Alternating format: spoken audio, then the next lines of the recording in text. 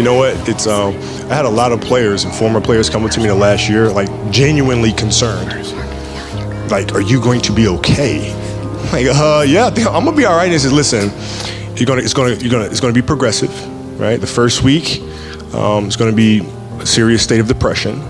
The second week, you're gonna be angry. The third week, you're gonna start coming around. You're gonna have a level of acceptance. I'm like, what the fuck? No, I'm good. Like, I'm good.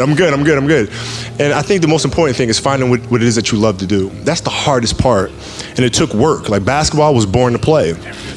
For the second phase, what we're doing, it took a lot of work, a lot of soul searching, a lot of investigating and trying things out. But when you find what it is that you love to do, then you wake up every morning with a sense of purpose.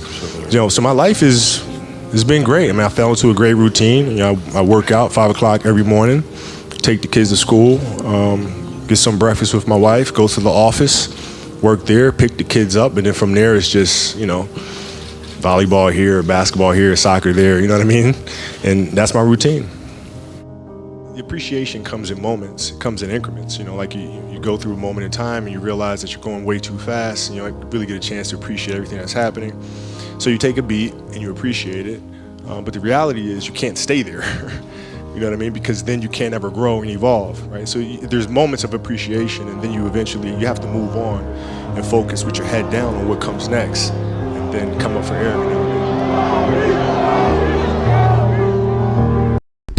Yo, what is good? We are here. We are live. It is Hoops and Brews. It's your boy TPJ here with rapper extraordinaire Pavy.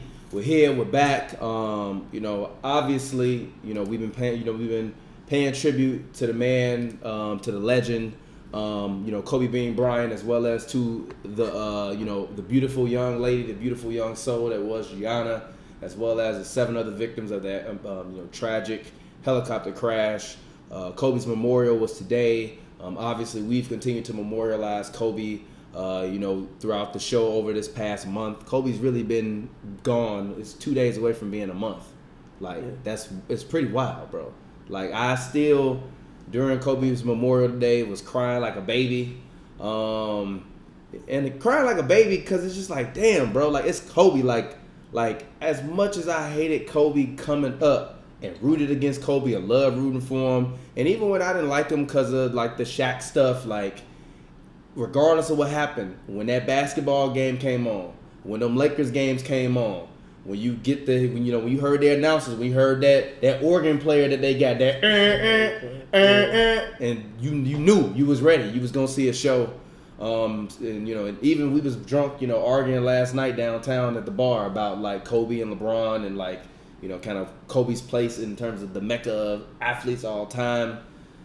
It's pretty surreal to still know that Kobe and his daughter are legitimately gone.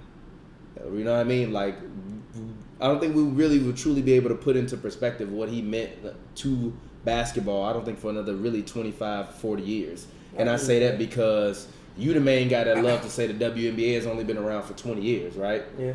He was one of the biggest male champions of the WNBA, and his daughter was as WNBA players, including and women's college basketball players, said that they thought Gigi had that GOAT potential, and that regardless, she's gonna inspire millions and millions of young girls to want to go play basketball that wouldn't have otherwise. So that's just my 2 cents. R.I.P. Kobe once again, man. Gone, but never ever forgotten. R.I.P. Gianna and other victims. Go ahead, feel free. Just in general, you don't really know the true impact of something until 40 years down the line anyway. Yeah. When you talk about Michael Jordan, I mean the impact of Jordan is people still playing Jordan highlights, wearing Jordan shoes that came out damn near 50 years ago at this point. That's when you measure the true impact. So same with Kobe. I think that it's about the new generation and what Mamba mentality means and things like that, what that will mean to people over time. Obviously, the basketball stuff, the basketball player, that's whatever. I honestly don't even like talking about Kobe as a basketball player at this point because he's so much more than just a basketball player to me. Mm-hmm. And like I said, I think that the greatest thing that he did in his life was the stuff that he did after basketball, outside of basketball, lending his voice to the world and inspiring people. And that's the one thing that people might forget where they were about certain things, but you'll never forget how somebody made you feel. Yeah. You never forget, inspiration. And I think that that's one thing that he did throughout his whole life, but especially made it a point to do post retirement. You know, even doing something like detail. If you want to watch and just know the game better, and just sitting down and just explaining what he sees, or you know, the best part about detail was hearing Kobe talk about doing things that he never did. He never did. It's See, like right Kobe, here, what you got to wouldn't have do done is that. you got to feed the ball because the post. He's like Kobe, you would have shot that. You would have shot that shit. That was the Stop best it, part Kobe. about it. It was the Stop best it. part But about it for me. But still, it's like him sitting down and breaking down the game and just lending his voice to other athletes. You know, like being. I mean, even hearing, you know, I didn't even when you know Mike was talking about how Cole would, you know, just be curious for knowledge and text him about post moves at 3 a.m. But Cole in turn gave that to other players. You know, he would work with Giannis, work with Tatum, work with Kyrie, work with Kawhi, work with probably even mad other people that Doc even said he worked with Austin Rivers. Yeah, which like Austin Rivers, I rock with Austin Rivers, but the fact that Kobe took the time to train Austin Rivers meant he really cared about Doc Rivers as a person. Nah, not even that. I feel like he just. No, and Austin Rivers. Austin Rivers was a hooper. A lot of people don't really remember how hard of a hooper he was in high school. He still hoop, but it's no, I'm talking about. But they don't really remember like what he was going to like. And from high school, he was a cold ass high school hooper, right? I'm not tweaking, right?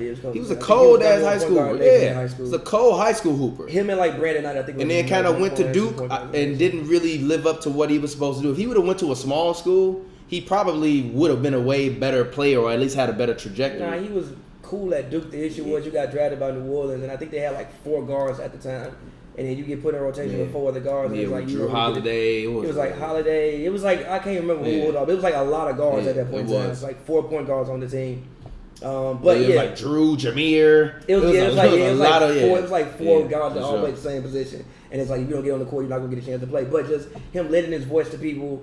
And you know, I definitely it's definitely an unfortunate situation. I personally think one of the, outside of September 11th, one of the biggest American tragedies I can remember in my lifetime. Like tragedies, like this is actually an American tragedy. Like it's a legit helicopter crash. 9 people died. It would have, like I said, it would have been a news story regardless. It would have been on CNN if 9 people died in a helicopter crash. You put Kobe and his daughter in there, it's one of the biggest American tragedies ever. So yeah, I mean, obviously it still doesn't, like sometimes, and I probably won't watch no Kobe games or like interviews for at least like a year, like, cause it's like, yo, like Kobe is like dead, bro. It's like, I like it. I've been consuming a lot of Kobe content. I've enjoyed watching the Kobe content because I didn't indulge in him. I indulged in more of the mainstream things that he did, but I've been liking to go back and watch like the random press circuit interviews he did when he was promoting his books. Because that's when you really kind of get the different questions than kind of what you get on the larger platforms. Yeah. You know what I mean? But also like if you think about like the the All the Smoke podcast, and you know what I mean, like that's a different medium seeing Kobe, but we all saw that. I've been going back and watching like the other stuff that we would have normally seen. So I've been trying to seek other content that isn't just like the mainstream media content, because you really do get to see and hear in depth a lot more of the measure. Like I didn't even know that Kobe apologized to Shaq for that whole incident publicly. No, like on TV. Like I didn't even I didn't know he publicly apologized. Like I said what I said and it was messed up and I wasn't trying to do that, but I apologize to Shaq. But even if he didn't, I'm saying that I was wrong right now and I apologize right now. It's stuff like that I've been going back and watching, not necessarily like watching his game highlights, because I still remember Kobe playing. So I don't have to go back and rewatch nothing to like see what it was. I remember when he dunked on Steve Nash because I was mad as hell. I remember when he hit that bank shot over D-Wade in Miami because I was mad as hell. Yeah. I remember the Kobe Shaq Christmas game when Shaq first went to Miami. You know what I mean? I remember Kobe in the finals versus the Pacers. I remember it's Kobe versus AI. I remember them losing to the Pistons. You know what I mean? So I didn't watch the 81 game, but I remember when it happened. Yeah. So like I don't have to go back and rewatch the basketball stuff, but Kobe the man post basketball, I've been really trying to indulge into. Ever since Muse came out, I pretty much watched anything that was, if like Kobe was talking, because he was he was a storyteller, so he knew how to tell a story. And he was a very, very knowledgeable and smart guy. But it's like the shit be like from 2 weeks ago, well not 2 weeks ago, but like 2 months ago. 4 months ago, it's kind of eerie. It's like, I'm not watching that for a while. No, I'm not watching it. But, yeah, just me, I don't, like, it's kind of, like, very super eerie. Like, bro, this was 4 months ago. You were a able-bodied human. Like, it wasn't like, you saw somebody who was sick you know, like you knew they had troubles. Like, no, one day you was here, and the next day like you weren't here. Yeah, it's like the Pop Smoke thing. R.I.P. to Pop Smoke Yeah, as well. like literally, you go and he still got stories up. You got stories. It's like, bro, I'm not. It's really unfortunate. Like, nah, but again, really unfortunate. But again, I mean, if you know, I mean, obviously, it sucks that sometimes it takes tragedy to, you know, make people, I guess, look at life a different way. Yeah. I mean, it sucks that that's what it does. But I mean, at least if you can learn anything, I guess try to live every day, like just live your fullest every single day, and just try to inspire as many people and touch as many people and feel as much as you can feel. Because I mean, when it's over, it's over. Legit. That's why we still been doing this like the way we've been doing it. Because we could have easily just been like, nah, whatever, slack it off, cool, whatever. We covering the teams now. We got an excuse to pod less, to not come every week with new stuff, to not watch other teams because we covering the Clippers. That could be an easy excuse for us to put less work in. But it's really like when this shit gone, when we gone, y'all gonna be able to go back to the end of time and look at this. I mean, you know what I mean? At this point, to me, it's just like I think you said a long time ago, like chronological history. I mean, if you want to know what was going on in like a certain week in the NBA, you can like find a day, or you can find a day, and then even if you want to see how people felt when Kobe died, you can see you Scott, how after people, we came from the memorial, how people drunk as a died. skunk on TV, your TV, because y'all be watching us on TV. So I used to be like, nah, we just be on the internet, but I watch more YouTube on my TV than I ever do on my computer now. Yeah, so we on your TVs now, like YouTube is my Netflix. Yeah, exactly. Like, nah, YouTube is actually my Netflix. YouTube ain't my Netflix. Nah, YouTube is like my CNN though. Nah, it's literally because that's where I go to get my news, because I know where I specifically want to get news from. Yeah. But that's what YouTube is for me. YouTube is like my CNN now. Nah, I literally don't watch TV. I still watch Netflix, so I can't say that. But I know he don't watch no TV. He don't watch TV, so that's why. You know what I mean? Everything I consume, pretty much for the most part, is on Netflix. I mean, no, not Netflix, YouTube. Literally everything I consume is on YouTube. And you can't say we've been slacking. We ain't never been slacking. If we've been slacking, then go back and look at all them Clippers interviews and practice footage and stuff that you didn't watch, and imagine that wasn't there. But you was getting podcasts instead. Which would you rather? Would you rather hear your favorite personalities talk to Kawhi? I mean, we don't do a podcast every 3 days because, first of all, I'm just not driving downtown like every 3 days. That's on him. That ain't on me. Like, talk to him about I'm not that. driving downtown. That's on him. That ain't on me. I'm not driving downtown every 3 days. Plus, people just got things in life to do. We cover games. Like I said, that's on him. That's not on me. So if you want to talk about the lack of podcast, that's on him, not on me. I mean, but we But like I said, we giving y'all way more than you would have got otherwise. We show up every week when we do the show. Do we not? We show up every single week when we do the show. We cover the games. We go to the practices. Yeah. Like, that's what I mean. Like, it's still content there. I mean, I feel you. Like, you probably want a podcast every single day, but realistically, that just can't happen. But, you know, we still show up and do it. Yeah. But anyways, let's go ahead. Let's talk. Still have fun doing it. Zion! The Lion! He's in the building. My guy Luka, he been hurt for, so they've been kind of resting him back and forth. You know what I mean? He ain't been playing as much. But we've been getting a full 300-pound dose of Zion Williamson. Zion, the Lion! He's coming, roaring all through New Orleans. Bullying these grown-ass men. He hit Hassan Whiteside with that body. I've never seen Hassan Whiteside get pushed back like that. Yeah, he big as hell. He hit that man, Hassan, like somebody threw something at that man and he fell out his chair. He wasn't sad. He was on his. It don't matter. It don't matter. Zion out there moving them like Shaq was moving them. Yeah, he big as hell. Zion is exciting to watch. And for me, he ain't the Diesel, but he damn sure got that rocket fuel. Nah, he's very. He damn sure got that gas. He's very, very exciting to watch. If I have one critique on Zion right now, and granted, obviously it's been 12 games, so it's not. Can you just do me a favor? Listen. Can you save that? No, I'm not gonna. Say why? Why are you criticizing through 11? I want to say it. Can I go say ahead. Go ahead. I just wish he got 10 rebounds a game. That's it. Granted, it's been 12 games, obviously 12 NBA games. But I just wish with his energy, there's no excuse for him not to get 10 rebounds. Like your meme when you just ignored me? He should get 10 rebounds a game. Do you disagree with me? Yes. Why? What the? He should get 10 rebounds a game. Why should he get 10 rebounds a game? Because he's big as hell. He's averaging 23. He should get 10 boards a game. 7. He should get 10 boards a game. Shooting 60% from the field. He should get 10 boards a game. He is shooting terribly from the free throw line. 61% from the free throw line. He's still shooting 43% from the 3-point line. He takes like. It doesn't matter. It doesn't matter. It doesn't matter. It doesn't matter. It doesn't matter. It doesn't matter. It doesn't matter.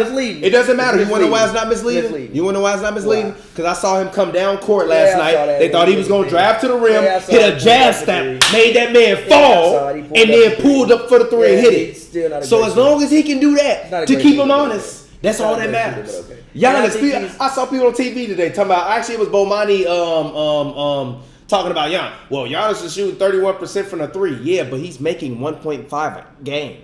So who get? I don't know. I wasn't saying about that. When LeBron best season, LeBron's whatever. When I was asking people what LeBron best season was, and they said to Miami, I feel you. I'm not upset at that. LeBron was making 1.3 threes a game. Giannis making 1.5 a game. So I don't give a damn if he's shooting 31. Was he taking more? Was he taking more? No, he's taking more. No, I'm not saying was he taking more than Braun was in. I think he's taking like one more. Yeah, but I don't care. I'm just saying one more. I don't know. That's not the point. He's still making technically more threes a game than Braun is. Yeah, and he still has a higher true shooting percentage, higher field goal percentage, and higher 2-point percentage. I don't care if he shoots 40% from the three. I just need him to take 5 a game, occasionally hit 2 of them in a game, so that way when he whatever he do, I even saw the man go and turn around and hit a 15-footer the other day, fade away. That's more what I'm concerned about. Over Embiid. That's more what I'm concerned about with Giannis when it comes to what you concerned about? It's snipers all around. Robin Lopez out there stroking it. Zion the Lion. You don't need to make threes. 2 things. Just take them occasionally. 2 things. When it get 3 of them up a game, you good. When it comes to Zion, don't need to get 3 threes up a game. Yes, he does. Yes, he does. There's no need for to get. Yes, he does. You wanna know why he does? Because this is why he does. Because even I was arguing with somebody about why they was like, yeah, the Pelicans not gonna be good to play in the play. I'm like, what are you talking about? Like they're like, no, they're just gonna double Zion and then they're gonna make everybody. I'm like, yeah. The reason why he needs to take 3 threes a game. You thought I was wrong when I said Giannis need to take 5 a game. You told me that a long time ago, and I said I don't care if he makes them, just take them. And what did he start? He taking 4.5 threes a game. I don't care if you make them, take them. Yes, but again, and the reason why he don't need to average 10 rebounds is because you don't want him to get hurt. Why he got to go down there and bang with them? You're not even 5 boards, bro. You can't 5. He's giving you 7. Listen, you can't go out there. For one, he should lead the league in offensive rebounding. But then look, this is he should. Now, granted, I think he's already. I saw like a stat, some crazy stat. I think he's already like 179th in offensive rebounding, like total. He might be, which is crazy because he's played 12 games. But again, looking at that, you should be top 3 in offensive rebounding every year. And like I said, I think Zion will average 20 and 10 for a decade. He should average 20 and 10. And another worry is like Zion goes up, down, up, down, up, down, up, down a lot. But what I have noticed about Zion is that he's a very smart basketball player. He's smart. So it's like, if he did, as he gets older, obviously you're not going to be this athletic forever. Again, like I said, he's still a very, very smart player. He knows how to use his size. He'll be fine. Sound like some hate in there. How's it hate? Because it's hate, G. No, it's like I played 11 games. Listen, relax, bro. Listen, I'm relaxed. I said he's only played 12 games. But eventually, I would like to see you grab 10 boards a game. And when I begin 12 games, he goes up, down, up, down, up, down, up, down a lot. I just be worried. Like, bro, you going up and down, up, bouncing that's up what and down every single play. So, like I said, can I just say, you literally sat here for 20, 30 minutes last week and was like, bro, if Steph gonna get hurt, what's the point of him playing? If you gonna take Zion and not let him play the way he want to play, what is the point of having him? I didn't say he shouldn't do it. I guess I'd be worried. You're saying, what are you worried about? Has that not been his game since he was 16? Yeah, but you gotta do that for 20 years. It doesn't matter. But if that's his game, that is his game. But at the worst, he gonna be Zebo. But again, and Zebo can't move like Zion can. But again, like I also just said that you completely ignored was the fact that he's a good, smart basketball player and he knows how to use his body well. So even if he did lose some of his athleticism, I think he would still be a very good basketball player. And again, speaking of offensive rebounding, he's got 42 right now. He's tied with Kyle Kuzma. He's technically on the 3rd page of offensive rebounding already in 11 games. Next year, obviously, when he gets a full year under his belt, gets healthy or whatever, I want to see him average 20 and 10, and I want to see him be top 5 in the league in offensive rebounding. Guess whose phone that is? You got to take a shot for that. This is like the 3rd episode in a row this has happened, and you have not taken a shot. We agreed a long time ago. When your phone go off, that's a violation. His birth control alarm came on.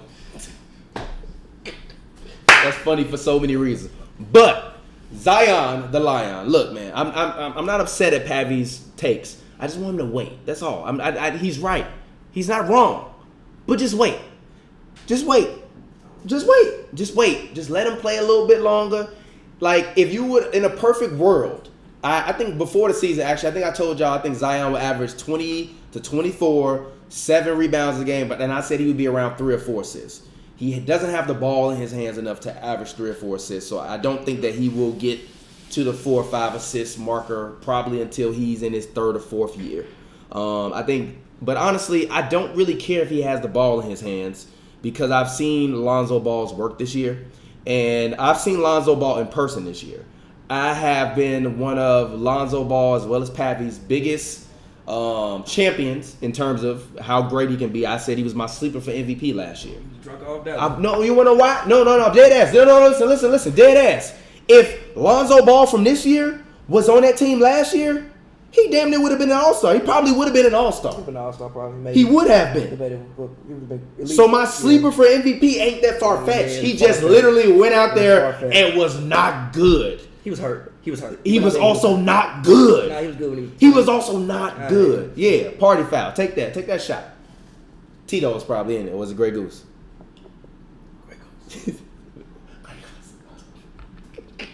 But Lonzo doesn't do too much this year. But he does what he needs to do. So I don't need Zion to go out there and average 5 assists. And honestly, I won't lie. Now that Brandon Ingram has realized that he is who I've been saying he is for this whole goddamn season. While y'all slander me, while y'all call me stupid, while you told me I didn't know nothing about basketball, and I told y'all that Zion is the number 1 option, and when he come back, get that man the ball and get the fuck out the way, guess what? They give him 20 points, 21 points. I'm not upset at that. Did I say that? Did I say that he wasn't going to be good? You see the guy was like 18, I think we're not mistaken. To start the season. But once he turned into an all-star, what did I tell you? I said he's going to average about 20 points. You said, no, he's still going to average like 24. No, he's not. He is. No. Here's why. Look. His averages to end the season is going to be 24. But he's not going to average 24 on the floor with Zion. He's probably going to end up averaging by like 22. Which I said 22. I said 21. I said 22. No, you said 22. I said 21. And also, here's the thing about B.I. In a couple of these games, he's been in foul trouble a lot more recently. Like, even the game in which... You want to know why? Why? Because you're not sending your primary offensive option as Zion. What? Oh, yeah. Before, B.I. at least could get a chance to rest on defense. And even when they was making him guard the other team's best defender, he usually was doing it in spurts. But now with Zion out there, he's kind of slotted at like the 4 spot. But like you saw Zion guard Melo. Usually that would be Ingram's assignment.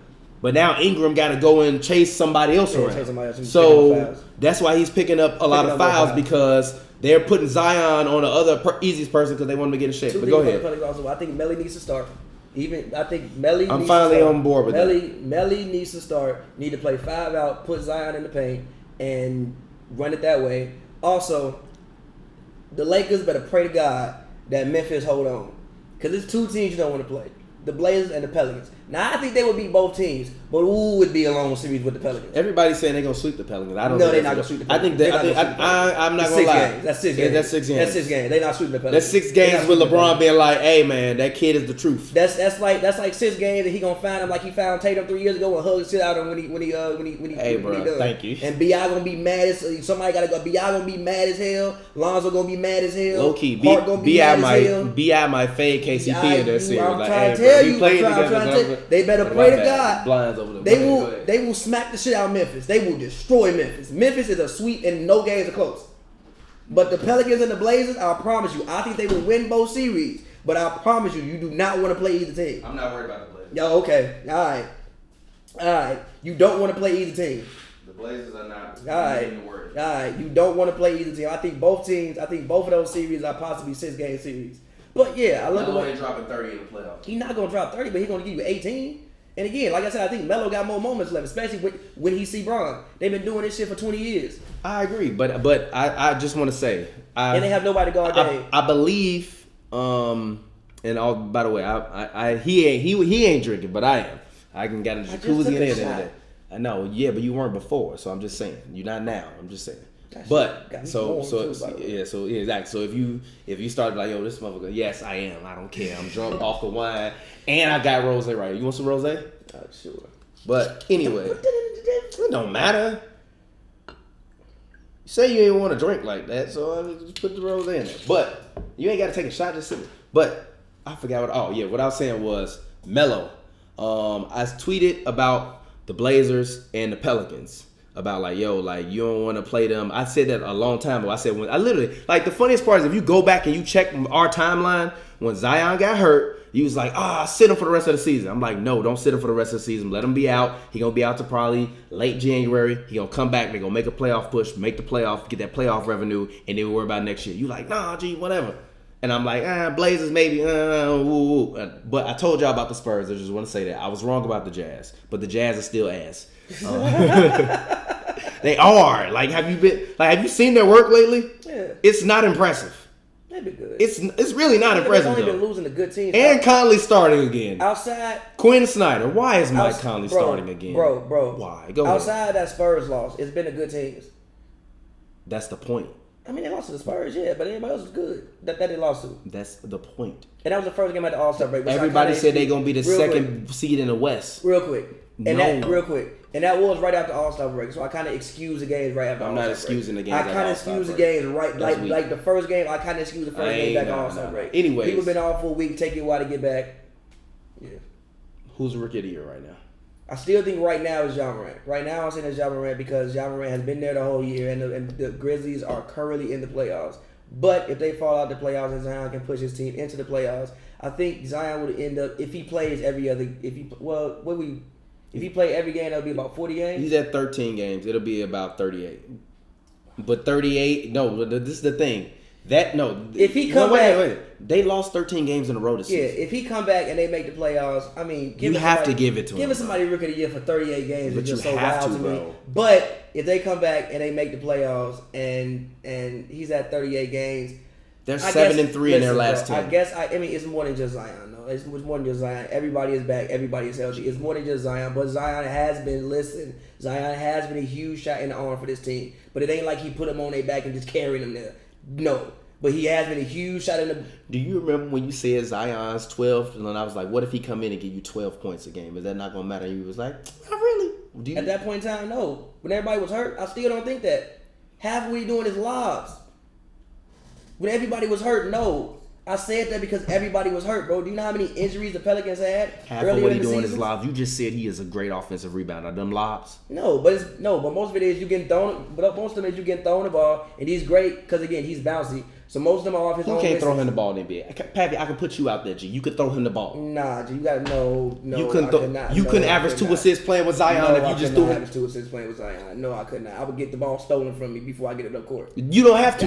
You don't have to. Do you see Lonzo Ball? They get the ball. He get the outlet. He go. You know how tough of a pass that is, though? That's a full court pass, bro. It don't matter. There's not many people in the league that can make that pass. Catching the ball over that man. I understand that, but you just gotta throw it. We just gotta throw it somewhere in the area. I'm just saying he's blessed right now. Like I said even last year, I think he needs to go somewhere with a point guard. He's blessed to be in a situation in which he plays with 2 point guards, basically. Who had the number 2 pick?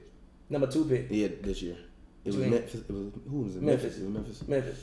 Yeah. I say that he's blessed to go somewhere. I say even last year, I think he needs to go somewhere with the point guard, which is why I would love to have seen somewhere like Atlanta or something like that. Because again, I said you need a point guard. You ended up playing with Lonzo and Drew Holiday. So again, yes, Zion has been a huge shot in the arm. But again, it's not like he's dragging them by himself to the playoffs. But if they do make the playoffs, but if they do make the playoffs and Memphis like tails off throughout the rest of the season and you give it to Zion, I wouldn't have an issue with it. Zion's rookie of the year. But still, like for 38 I told y'all games, that. I told y'all that when he was hurt, though. For 38 games, don't matter. That just sounds so. It don't matter. Jobbing out there all year. It don't matter. Jobbing out there all year. And been having an Ja in the top year. 25 player in the NBA. Zion Williamson is. That's fair. I think Zion's about like 25. Still, Ja's not a top 25 player. Top 40. Yeah, so that's so 40. Therefore give it to the guy that's the better but guy. Ja's been there all year. I feel you, but it doesn't matter. I hear you, but Ja's been there all year, been consistent, and rookie of the year. It doesn't say rookie who played the whole season. Yeah, but that's part of being a rookie of the year. The best ability is availability. Nah, when you the MVP, it is. Listen. It's like, for instance, the year when Embiid play like 20 games, no, like 30 games, had like 20 and 10, but Malcolm Brogdon won Rookie of the Year. Yeah, but Embiid didn't take them to the playoffs. I mean, the Sixers were also god awful. Yeah, but that's not, That's what I'm saying. They were also god awful. If he comes in and in god 38 games takes a team that had lost 13 games in a row during the Everybody was season, hurt, it bro. doesn't matter. It does It's matter. They had a lot of how guys does it? hurt. What are you talking about? They had a lot of guys. The hurt. injuries doesn't matter. The win-loss record is the same. I hear what you're saying, but they started playing 20 better. years from now, when we I hear what arguing you're about this, saying. you're not gonna be like, "Well, the whole team was hurt the first half of the I season." would say that. Yes, I would. If you were there and you watched it, you I at would- home watching I TV would 20 say years from that. now, you're not I gonna would say remember that. that they was hurt during that 13 game season. I'm You're gonna remember they lost 13 games. Zion came back and took them to the playoffs. That's not exactly. That's what you're gonna be remembering. See, that's. You gonna remember they lost 13 games. You gonna remember Zion the Lion came back and took them to the playoffs. That's not exactly what That's what you're gonna remember. They started playing better when everybody got healthy, and then Zion came in and was a huge shot in the arm for the team. But they started playing better when everybody got healthy. No, they started playing better when Zion Williamson. when came everybody back. got You gotta healthy, stop. bro. When You're everybody gonna got do healthy. everything you can and not. No, I'm not. Give It's that just, man I'm not his about credit. to throw all the. I'm like, gee, it's a team. I'm not about to throw all the. Again, I said he was a huge shot in the arm. So is he not the But best B.I. player on the was team? hurt. I still think it's a tie between him and Bi. How? Because again, look, I still think B.I.'s the best scorer, and also I think B.I.'s probably the second best playmaker. B.I.'s not the best scorer. Yes, he is. No, he's not. I think he is. B.I. needs 20 shots to get 20 points. Zion needs 10 no, points he to get doesn't. 20 B.I. can get you 20 points on like 13 shots. He can't. He's a very efficient scorer. He can't. G. He can't. G. He can't. He's not Great Zion. G. Hold on, wait, He's not wait, Zion. wait, Is wait, B.I. wait. top 25 player in the NBA? Debatable. Exactly. He's Debatable. not better than Zion. Debatable. You just told me Zion's 25. But listen. You said, listen. Explain it. Explain that rationale to me. Let's talk. Come on. I'm listening. Listen, it's debatable. I mean, like, what would I slot him at? Maybe 25 to 30? Zion, 25? Somewhere around in there. And also, again, How is I that don't a think, tie? and also, look, again. No, how is that a And tie? listen, I'm asking you a question. You ain't answered the question. look, How is that a tie? Listen. Okay, look. Best player on the team, fine. Zion. When it comes to best Okay, scorer, that's all I wanted to best say. player on the That's all I team, wanted to hear. Zion. When it comes to best scorer on the team, I still think it's Brandon Ingram. And I don't think people will see B.I.'s true value on this team until if they make the playoffs. I don't care about if Best he's the player on best the team, scorer. fine, Zion. Best I'll player give on you the team, that. Best player on the team, Zion. fine. The Lion! Best player on the team is Zion because it's offense and defense. Works both ways. Out there abusing them, making them look like babies. Works both ways. Hold this. No. Hold this. I'm not holding it. Hold this. I'm not holding Hold it. this. I'm not holding it. Hold it. Why am I holding this? That's what he out there doing with the basketball. Snatching that shit. Best player on the team, yes. I'll say best player on the team, fine. You're right. I'll say Zion. Snatching that shit. Best player on the team, I will say Snatching Zion. it. Best scorer on the team, I still think it's Brandon Ingram because he's a guy who can give it to you from all three levels. And I disagree with you when you say he needs 20 points to get 20 shots. He's coming. Better get ready. And again, I disagree with you when you say it takes Brandon Ingram 20 shots to get 20 points. Even looking at his field goal percentage every month, the worst month was January when he shot 42%. Outside of that, 51, 58, 59, 47. And Zion shooting 60. I mean, yeah, but he's not yet. But he can't shoot the ball like Brandon mad. Ingram can.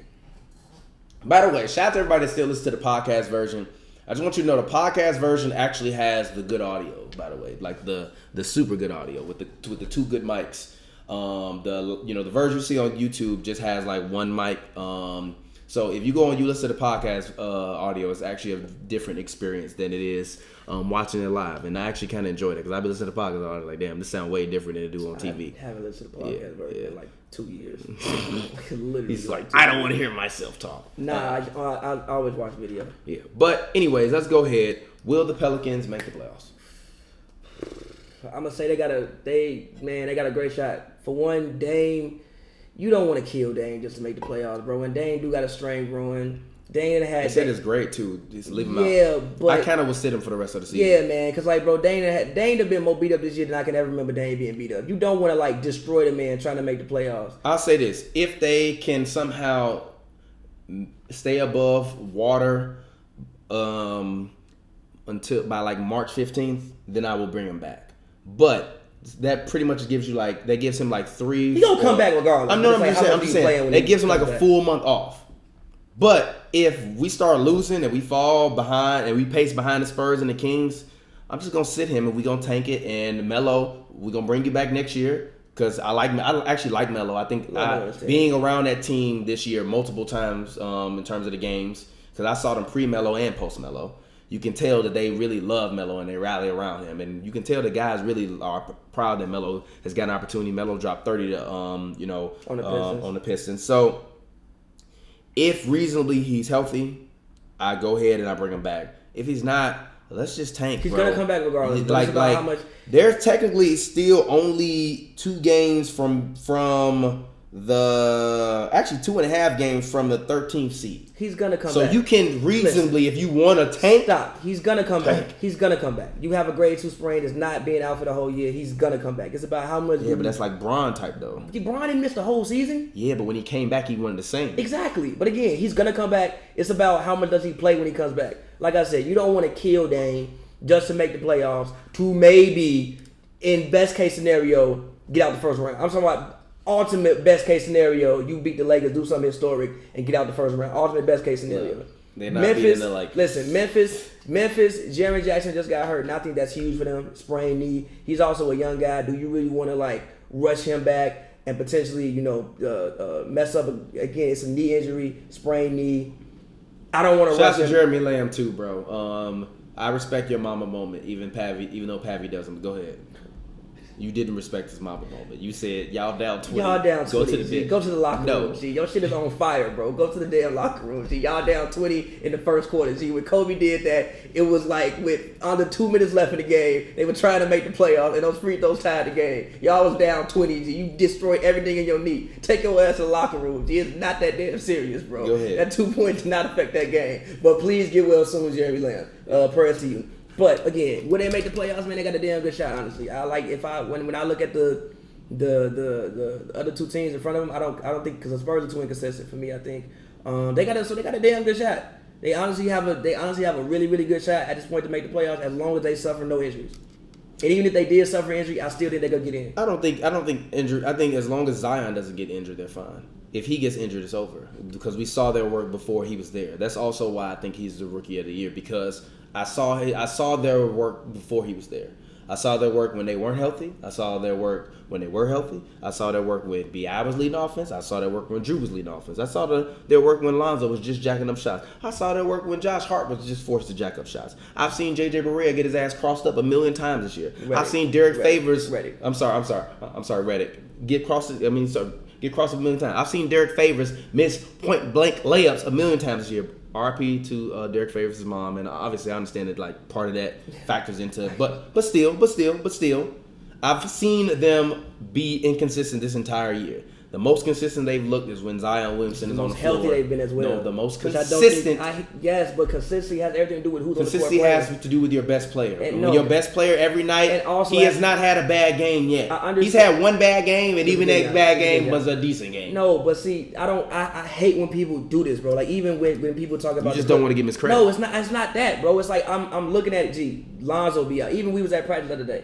Doc said more than even people playing in the game, it's about people actually having time and practicing together. If everybody in and out the lineup, how do you actually gain consistency? And it's not like when we talk about the Clippers, you're talking about consummate professionals, guys who have been there before, guys who have done it, and you're talking about for the most part just better basketball players and older, more veteran guys. If you're talking about a young team, which is what they were, and you got guys in and out, this is what happens. Now again, yes, but they're not really that young though. They have a veteran-laden team. You have J.J. Redick, Derek Favors, Drew Holiday, E'Twaun Moore. And they were all hurt, huh? And they were, but they're still vets within the locker room. And you also had an All-Star this year. And they have all. If Zion would have been healthy, you might have had 2 All-Stars. You would have had one. It probably would have been Zion. I mean, it would have been Zion. They wouldn't have given it. Obviously, they wouldn't have given it to B.I. Obviously, a team that's not in the playoffs can't have 2 All-Stars. Obviously, teams in the playoffs can't have 2 All-Stars. But you just gotta wave the white flag. No, I'm not. I literally said he's the truth. I literally said he's been a huge. I hate when you do this. Yeah, because you're not giving him his full credit. I'm giving him credit. He's been great, but also they've gotten healthy. They started to play. They were healthy before he got. And they were playing better.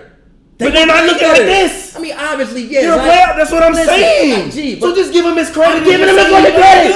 I said he's been good. But don't put a butt on it. Because you keep putting a butt on it. No, because you give him all the credit. When you put a butt on it, you devalue it. No, I'm not. Yes, you do. No, I'm not. I literally said the man has been great and he's a top 25 player. But Patrick's a great basketball personality, but you're devaluing him. I'm a great basketball personality. There is no but. There's no but. No, there is no but. It's a team game. There's no but. If everybody and it was just, if guys were in and out still, and it was just Zion playing, I promise you, he be hooping, they would not be winning basketball games. They would have lost 13 in a row. I mean, 13 in a row, probably not. They probably would have won a couple of the games, sure, obviously. But again, doing that 13 game in a row streak, how many times did they have their full roster? I guarantee you, probably none. They still ain't been having a full roster. Who hurt that? Zion didn't miss a game to stretch. B.I. didn't miss 2 games in the stretch. What are you talking about? They still ain't had the full complement of their players out there. But when he's on the floor, they're a different team. That's the point. There is no buts. It's a difference between one guy being hurt, and then you got Favors out, Lonzo out, and be out, and even running guys out there. Or you got Holiday out, Favors out, Lonzo out. It's a difference between one guy being out and you talking about 2 to 3 guys, rotational pieces being out. Same thing we say with the Clippers. I'm not saying that with the Clippers. The Clippers don't have excuses. The Clippers don't have excuses. They've never had excuses. No, see, I disagree with that too. They don't have excuses. I don't want to hear it. They don't have excuses. You have a top 3 player in the NBA. There are no excuses. But it don't work like it's yes. We about a month away from me telling y'all Zion a top 10 player in the NBA. Okay. We a month away from that. Okay. We a month away from that. But the Clippers got a top 3 guy. No, G. It's about, bro, the rest, gaining consistency with the rest of the guys, which is why I've been, when people talk about, oh, the Clippers, they lost to this, they lost to this team. G, people be out every other week. Play with each other. Again, obviously, did he help? Yes. I'm not saying the man didn't help. I'm just saying also everybody else being healthy helps. This is about like the best stretch of health they've had all season. And it's happening at the right time when other teams are having injury issues. So would they make the playoffs? They got a damn good shot. Hey. That's what we built the platform off of. Having completely different ideologies. They got a damn good shot. I can't honor that. They got a damn good shot. Anyway, let's go ahead. Let's move on. Speaking of Clippers, did the Clippers moves hurt their roster? They are 1-3 since they signed Marcus Morris. I'll just open it up with a quick aside. After the Clippers' losses this year, going into the locker room, sometimes depending upon the mood, obviously, like, the thing about it is, like, when you enter into their locker room, Kawhi and PG usually aren't in the locker room after the games, and that's not because they don't want to be around the teammates. They usually go and get worked out. They go and get like treatment. Paul George has been getting treatment on his hamstring, on his shoulder. Kawhi's been getting treatment on his calf after pretty much every game for this entire season. Pat Bev is a guy that has been like, he enjoys working out after the game and lifting. So sometimes he'll go lift. Trez will go lift. I've seen a lot of the younger guys sometimes go and work out after the games. Yeah. So sometimes when you go in the locker room after the game, it's not the full team in there versus like when you go into the visitors' locker room, the whole team is in there because they ain't really got nowhere to go. You know what I mean? And even like when they played the Kings, Harrison Barnes and Corey Joseph were working out in a tunnel after the game, lifting weights and working out and stretching. So going in there before, after losses, they can, they definitely do take it out on the media sometimes. And I'm not saying that they ever they can be rude, but I don't think that they've ever been disrespectful to anybody in the media. So I'm not going to paint them to be as disrespectful or anything. But they can't be loud. They can't be boisterous. Sometimes after they lose, somebody doing an interview, they'll be talking loud on purpose. Sometimes exactly. They just leave. You walk in there, ain't nobody in there. But what I did see after that loss to the Kings was, when I entered into the locker room, although Pat Bev wasn't in there, Kawhi was in there, and, it was a few guys in there, Kawhi, Morris, Zubac, Patterson, Lou, Trez. So it was a decent amount of guys in there. And, Trez has been in the media for his comments to the media after the game. Yeah. Which was your fault. Which was his fault. We had to say that. He didn't have to say that. You said that. He didn't. I understood what he was doing, though. He's trying to light a spark under them, but you said that. But there's not. He did say it, but also, just the vibe in the locker room is just it sometimes can be. You can feel the tension in terms of the players not wanting to be involved with the media. Mm-hmm. When I walked in and I saw Marcus Morris, he was very calm, very quiet, kind of to himself. He was talking to Patrick Patterson a little bit. He got dressed and talked to the media. He didn't raise his voice. He didn't say anything out of line, I thought, in terms of toward the other team or what he was doing. He took all accountability for how he's been playing, how he's been shooting. Very respectful to the media. Answered everybody's question. I mean, he was cursing, but he was more so saying, like, he literally said, I play like shit. I got to get my shit together. And then they asked him about his brother. He's like, we a fucking drive to the game together. Like, that kind of thing. Like, I don't care. That's my brother. Like, we going to compete when we got to compete. So I didn't expect that. I expected the energy to be a little bit more ruckus and a little bit more, kind of tense as it sometimes can be after they lose. And that let me know that they didn't make the wrong moves because they made the right moves. Because my entire thing has been, will he be good in the locker room? And walking into that locker room, I was like, all right, they'll be all right. And that's all I got to say on it. They made the right roster moves. They got a hell of a team on paper. But again, the main thing that I worry about now, which we was just talking about the Pelicans. Like, I looked at the Pelicans thing. Like, they didn't even have a consistent starting lineup. Look at all the people who were starting games. Same thing with the Clippers. Y'all got to get some consistency, man. Y'all got to stop. Like, they need at least 10 games with their whole entire roster. And I pray that they get it at some point in time this season. Or at least 10 practices, 10 something, just some consistency. The thing about bringing in all these guys mid-season is that people haven't played with each other. Now, yes, luckily for them, Reggie Jackson and PZ are friends. I didn't know that. I didn't know Reggie Jackson was that cool with PZ. I had zero idea. From when? How did they get cool? I think they got the same agent or had the same agent like that. So they've been like really good friends for a while. So you got some familiarity like that. You know, like guys have pre-established relationships with people. But again, they got to build some camaraderie just on the court. They got to get on the court, get in practice, figure out their best lineups. Doc got to figure out his best lineup. Like if you ask Doc, okay, well, we in this situation, what lineup do we go to? I guarantee you right now, he don't know. Which is why practice is so important. He knows. He would just tell you his ideal lineup versus what is actually but it's like, available. Does he really know? It's like, how many times has he actually seen that lineup on the court? For how many minutes, for how many games? Come on, man. His ideal lineup, the lineup that they're going to finish with in the playoffs, is going to be Patrick Beverly, Paul George, Kawhi Leonard, Montrezl Harrell, and Marcus Morris. And if it's not Pat Bev, you might put Reggie in some. No, it's not Pat Bev. You're gonna use Lou. But see, look, that's the thing because. But it's also, I think, the reason why they configured this roster was because they're trying to. They did what the 76ers were trying to do, but the 76ers messed up. The 76ers got too big. They didn't get enough versatile wings. If the 76ers would have aimed to be more wing heavy, they wouldn't have the same issues. The Clippers went more wing heavy. And even Zubac barely gets a chance to play in the second half. The other day he had 12 rebounds in the first half, 7 points. And literally didn't touch the floor in the fourth quarter. So you have a multi-configurable roster. It's multi-dimensional. Yeah, I just think it just depends on the situation. Here's the thing, though. I don't know for sure because again, like, what if you need shooting? Then you might go with a Landry. You're not. Landry has been inconsistent this year. Just listen. I'm sorry. Even when you hear Doc talk about Landry, he said that people not gonna leave Landry because we know that he can shoot. So people just not gonna leave Landry. At least you're gonna shade somebody to his side. Also, let's say, what if you need a point guard? Okay. You know, you saw how highly of Doc spoke about Reggie Jackson that practice when he was talking about his basketball IQ. So if you need a 2 point, I got mad respect for Doc. All I'm that's saying, cap. But look, bro. All I'm saying is big cap. I don't think I love Doc. I respect him. One of the most brilliant basketball minds to ever exist. But that was cap. Listen, bro. I'm just saying. Like, I don't think. And even if you want to talk about that lineup, how many times has he seen that lineup? People talk about them being 1 and 3, yeah, but PG don't be there, Pat don't be there. The lineup you talking about, how many times has he seen that lineup on the court? Yeah, but it's not an excuse. But look, bro. Usually they beat themselves, so that's why I can't make excuses. But look, bro. To me, that's about consistency. No, it's I think not. that when you get in, and it's about guys wanting to get there. For instance, bro. Like 2 plays yesterday. I think when Kawhi threw the bounce pass, but I think Landry was running to the corner. I think some of these things are about consistency and playing with each other and getting on the court. I think Morris was on that break too, if I'm not mistaken. Was it Morris or Trez? No, it was Trez. No. Literally, that's why I asked Kawhi the question I asked to him because he's been screaming at them. Because fill your goddamn lane. I understand. He didn't fill his lane properly. If he would have filled his lane properly, he would have known that it was a 1-on-3 fast break. You have Trez, who is a power forward center. He's ahead of me. But if you're me, I'm not looking to throw the ball to Trez. I got a guard ahead of Trez. Why are you running to the corner to shrink for a 3 when the game is tied?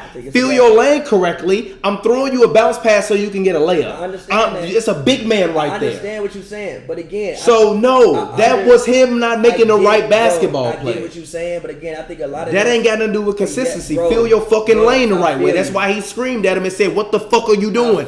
Get over there. I feel what you're saying, bro. Run toward the basket, not the 3-point line. You ain't Steph Curry. I feel what you're saying, but Landry Shamet is a 40% 3-point shooter. So I can't even hate you for running to the corner because, again, look, bro. Ideally, Landry Shamet is one of the best 3-point shooters in the league. Did he fill his lane correctly? Yes or no? He ran to the corner. No, did he fill his lane correctly? He didn't. No, bro, he is a 40% 3-point shooter. I'm not, especially in today's era, but I know this is like the stupidest about today's era of basketball. If a 40% 3-point shooter runs to the corner, I'm not exactly when the game is tied at 103 and there are 4 minutes and 30 seconds left. I feel you. And at that point in time in the game, literally I can go and get my game notes right now. And it literally says Landry is COLD, cold. He had not hit a goddamn. He couldn't throw the ball into the goddamn Santa Monica Beach. 40% 3-point. It doesn't matter. I hear what you're saying. Feel your lane correctly, because you know what? They didn't score out. They scored 2 points after that.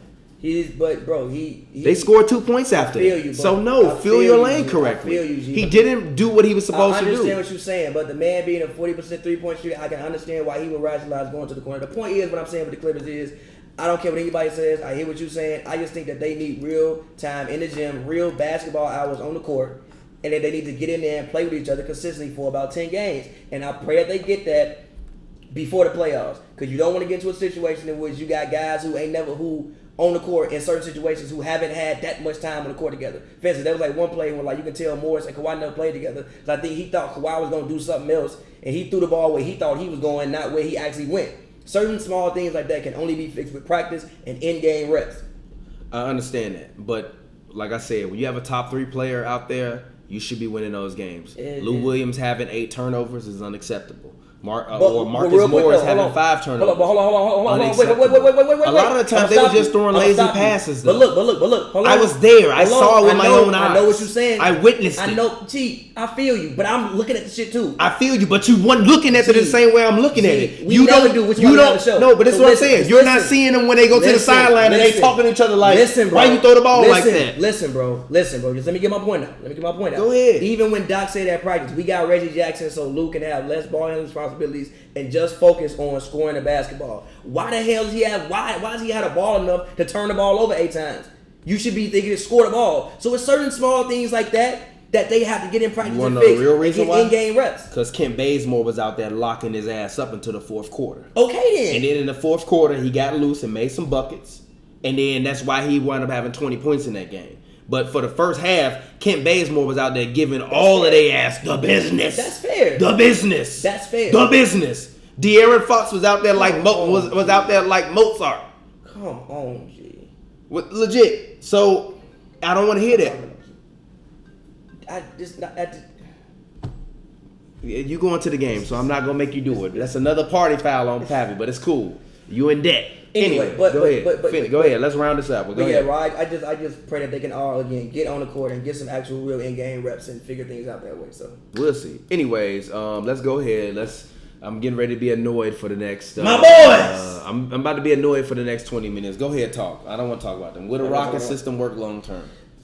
Man, bro, like the way I'm looking at it and looking at it even more, for some weird reason, bro, it works. And again, man, I know you don't agree with me. I know some people are not going to agree with me, G, but I have never in my life seen Russell Westbrook play basketball like this. You know that Russell Westbrook is leading the league in point paints over Giannis. I think he's averaging 20 points in the paint. I think he's also taking 60% of his shots in the paint. I looked it up. Like, he's shooting, I think the best he shot in a month in his MVP season was 44%. Russell Westbrook, for the past 2 months, has been shooting 52%. I don't think Russell Westbrook in his career has ever shot 52% from the field. What's he shooting from the 3-point line? Yeah, but he's only taken, but listen, he's taken 24, he took 24 threes all of January and 16 in February. In February, it's 37%. Last month, it was 25%. But he's shooting 52% from the field and like 60% in the paint. Like, even though they don't have a big man, Russ is weirdly playing the role of like a dominant big man. When the court is this spread, nobody can stay in front of Russ. It's impossible. And What's the name of this episode, by the way? What? Russell Westbrook is a dominant big man. He is on a ride, G. It's like, G, it sounds fucking crazy. I know how it sounds. But literally, he's like a dominant, you can't stop him in the paint. Like, you cannot stop that man from getting to the rim. Robert Covington be hitting some of the craziest threes ever. He's helped their defense a lot. I think, if I'm not mistaken, their defense was, I just looked, before I say it, I want to make sure I'm right. I think they was, at one point in time, 18th in defensive rating. Right now, they're 15th in defensive rating. If they can push that up to at least 12 or 11, with them having the second-rated offense in the league right now, I'm going to give them a shot, bro. The Warriors did it last year. They had the best-ranked offense in the league and the 11th-ranked defense in the league as far as defensive rating. If they can push it to, like, and keep the second-ranked offense and get, like, the 12th or, like, 11th-ranked defense, I'm going to give them a shot, bro. I'm going to honestly, realistically give them a shot. I think they can realistically make the finals. I think they need to make the finals or they can do something like lose in the first round. And granted, when you got the high and man, Russ is taking 22.7 shots a game. But it's all in the paint, bro. But bro, it's all in the paint. It's all of it is in the paint, so I never have an issue. Like most of the time when Russ shoots, I'm like, usually I'm just saying it's terrible shot Russ, terrible shot Russ. I almost never say terrible shot Russ. It's one-on-one or in the perimeter. I mean, not in the perimeter. In the paint, in the painted area, which is why I'm saying he's playing a role of a dominant big man. If he gonna take 22 shots, but like 60% of them are in the paint, and he shoots 78% of the free throw line this year. That is huge. He shot 90% from the line 1 month this year. He ain't never shot 90% from the line. Like, bro, in my humble opinion, G, I know the stats don't say it, bro, but I've never seen Russell Westbrook play basketball the way he's playing right now, and I've never seen him also have the space that he has right now. And a lot of it is you want to talk about gravity, and people made up the word gravity for Steph. Harden has gravity. When he comes up court, they double the man instantly. When you double Harden instantly, and you got Russ on the wing with you, now you got Russ flying at you 90 miles an hour, quick as hell. You can't stand for them already. So you done gave the man a head start running to the rim. You go collapse. It's a kick out, and now we got shooters all over the place. We got Rocco in the corner. PJ Tucker's corner 3-point shooting that's picked back up. I think he was 5 of 5 against the Rockets, not the Rockets, the Jazz. When they played in Utah, I think that was the Utah game, if I'm not mistaken, in which he was 5 for 5. I think it was the Utah game, but the Warriors game. The Warriors game, he went 5 for 5. His corner 3-point shooting that's picked back up. Now, so I think Jeff Green and DeMarre Carroll would also be huge helps. I think that, if I'm not mistaken, DeMarre Carroll was like 30-something% from the corners, like high 30% from the corners, which is what really matters to me for these wings. Ben McLemore was having a resurgent year, and honestly, bro, I really do. Rocco also is not that small. Even when you look at him, I think his wingspan is like damn near 7 feet. You keep trying to make this man 6'8". You gotta stop. He's 6G. You gotta stop. No, Rocco is 6'7", but his wingspan is like 6'11". He's huge. He's not really that small. He's not that small. Like even if you play the Lakers, you can put him on an AD. Again, like AD doesn't like destroy you inside. Like AD doesn't always use the fact that he's 7 feet. He shoots a lot of fadeaways. He'll bail you out sometimes. And even with Dwight, let's say you playing against a team like the Lakers, you play Dwight. Dwight don't have great post moves. Like they invite you to post up, they double you, and then invite the big man to make whatever play. Granted, now look, I understand it could be an outside shot, but I'm not giving up on the Rockets, bro. I really think that they might have found something. And also, if not just for this year, long term, I think they got Rocco.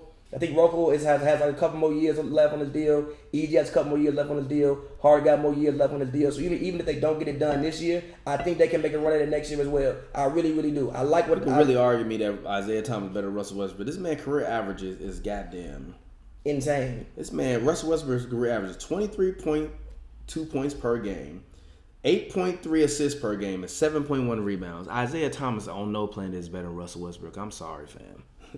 And this is not even this year. I'll let you get your rocks off because that's what you're going to do about that. You can say what you want to. I don't care. And my best backcourt ever. And guess what? I'm finally going to admit you're right. Oh, wow. Currently, they're averaging. They're the best offensive backcourt. They're having the best offensive backcourt season ever. I agree with you on that. Oh, my God. I said offensive. Okay. That's it. Shake my hand. I said offensive. Shake my hand. That's it. You know. That's where it ends, though. But real quick, though. I think that's where it ends. If I'm not, because Russ and Harden put together ain't better than Clay on defense. So I'm done. They are averaging what? Harden is at 35. Russ is at 27. If my math is good, what is that? That's 62. 62. That's the most points in NBA history, if I'm not mistaken, from a duo ever. From any duo, I think that's the most points in NBA history. From any duo ever. I think the other one that comes close is Gail Goodrich and Jerry Rice. And they was at like 60 or 61. To the average of what? 2 points, 14 assists between the two of them, and basically 16 boards between the two of them. That is crazy production. Crazy production. And you still getting 15 out of EG. Yeah, but like I said, talk to me in the playoffs. When the playoffs come, then you can finally talk to me. All right, bro. I don't think there's any team that they can't beat. in the West. And Russ is not playing the best he's ever played. Yes, he is, he's bro. Not. You got to stop disrespecting his MVP season. No, I'm not disrespecting his MVP season. I understand he did his MVP season. I understand what the numbers say. But he's never been making the decisions that he's making. Also, he's never played with this much space on the court. He's fucking unstoppable. You can't stop him from getting to the rim. It's impossible. It's literally impossible. Like I said, Russ is their big man. You can't stop him from getting to the rim. You just fucking can't. No. Gee, if you trap Harden and then you throw Russ the ball, give him a clear path, one-on-one between whoever, and one man in the corner, the other man in this corner, he's shooting 50 G. The past 2 months, been 52% from the field. He's shooting the best he's ever shot from the field. 46%. He's never shot this before. Bro, he averaged 31.6 points per game, 10.4 That's assists, dope. I feel you. His usage rate was also 41. I think it's at 33 right now.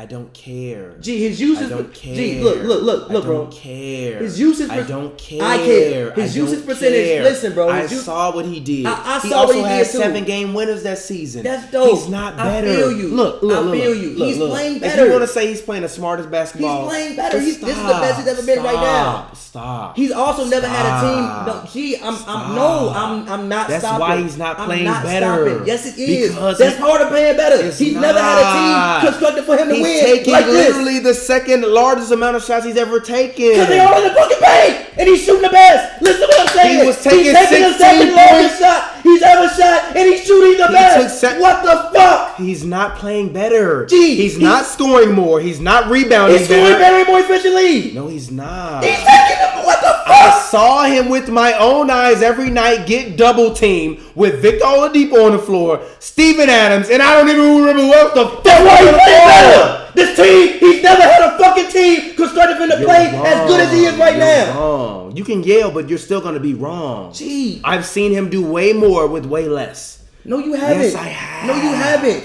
He's playing with the best complement of players Which is why he's having his best season. No, it's not. That's what happens when you play with your best complement of players. You have a great fucking season. It's not. That's what happens. He's not even shooting better than he was at the end he wanted to be. He's shooting better from the field. He's not shooting better from 3. Because he's not taking them shit fucking threes. I don't want to He hear took that. 16 all month. He's taking. How he's you taking less and making more, but you doing better? No. And actually, he's shooting 37% from 3 right now in this month at least. Stop talking to me about month to month. I'm looking at the totality. G, I feel you said a better season, not a better month. Got settled. Not a better month. Also think the thing Stop, when he actually had what? 27 straight 20-point games. 27 straight 20-point games. Did you not watch this man average 31.6 points I watched him average 31 points game. Yes, his usage was through the fucking roof. I watched it, G. I ain't never usage seen is this still man through the roof. Not like this. It's dropped down some.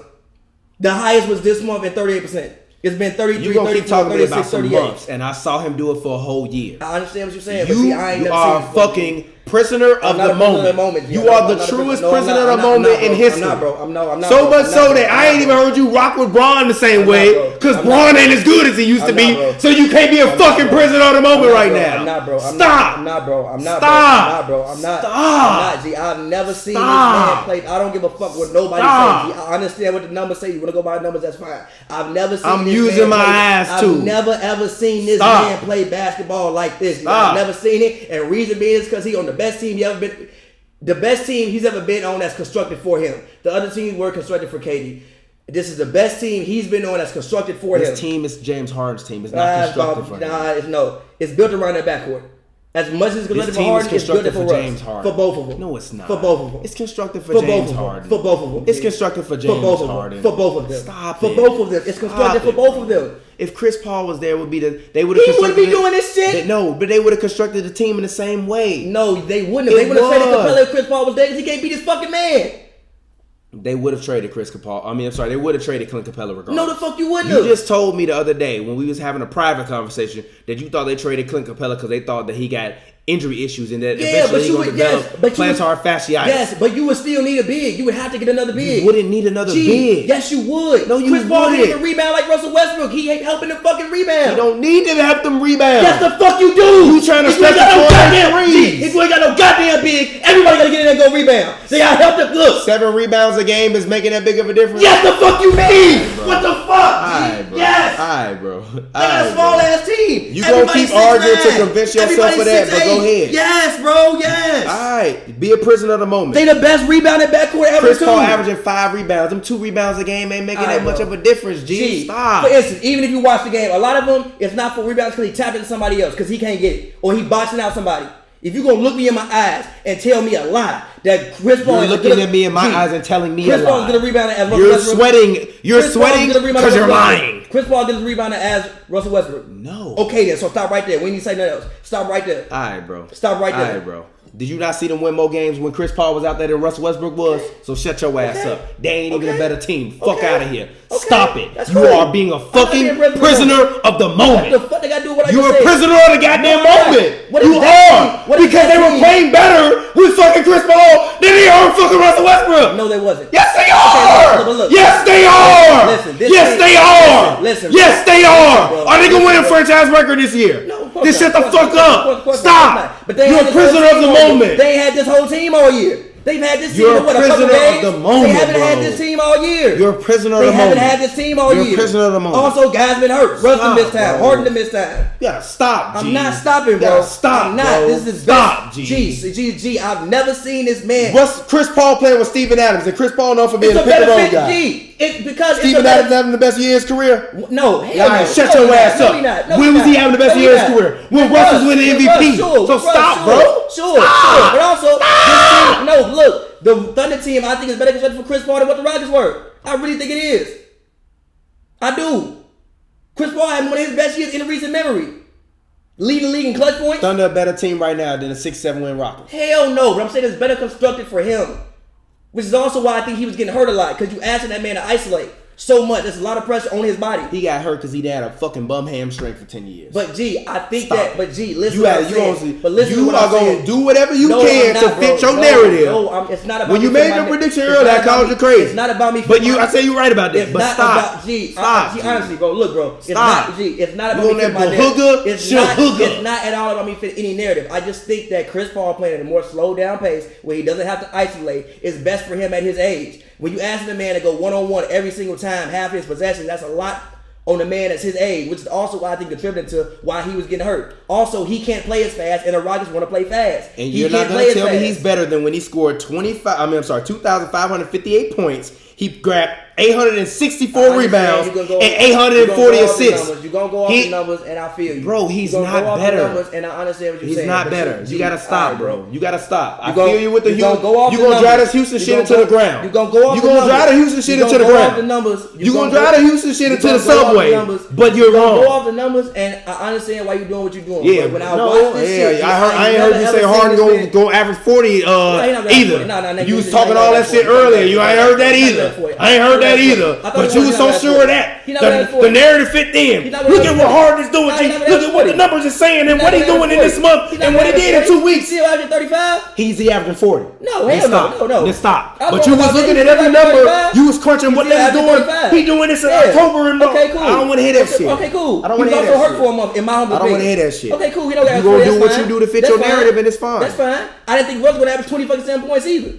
Which is the whole. Come on, man. I didn't. How? He didn't average 27 last year. He averaged fucking 22. This is a Mike D'Antoni system, G. You just told me the team was built around Russ and Harden. And listen, I ain't not going to average more than 25. Listen, I thought Harden would average about 40. And Russ taking 22.7 shots a game. Come on, man. Come on. Listen, bro. Come on, G. Listen, motherfucker. I thought Harden would average about 40. And I thought Russ would average about 22. And they would still be averaging 62 points between two of them. And it's still the best backcourt ever. That's what the fuck I thought was going to happen. Now Harden averaging 35. Russ averaging 27.